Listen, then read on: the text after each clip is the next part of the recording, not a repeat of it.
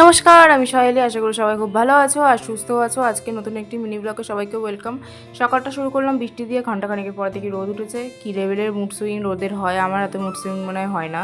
যাই হোক, তারপরে আমি একটুখানি বেরিয়েছিলাম, আমার কিছু কাজ ছিল, কাজটা মিটিয়ে আমি ঘরে এসে আবার দেখো এখানে বিছানার চাদর চেঞ্জ করে নিয়েছিলাম।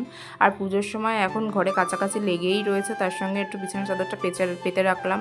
তারপর আমি এরকম স্নান টান করলাম, স্কিন কেয়ার করলাম। আর জানো তো, পুজোর সময় আমি এখন রোজই স্কিন কেয়ার করছি।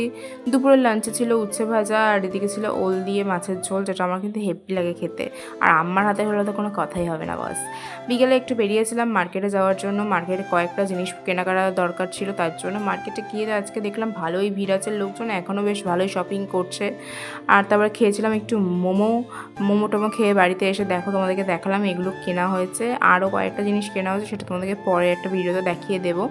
আর এখানে স্কিন কেয়ার করলাম, রাতে স্কিন কেয়ার করতে স্কিনটা বেশ ভালোই উজ্জ্বল আছে। তোমরা কতটা স্কিন কেয়ার করছো পুজোর আগে জানিও। আজকের মতো টাটা।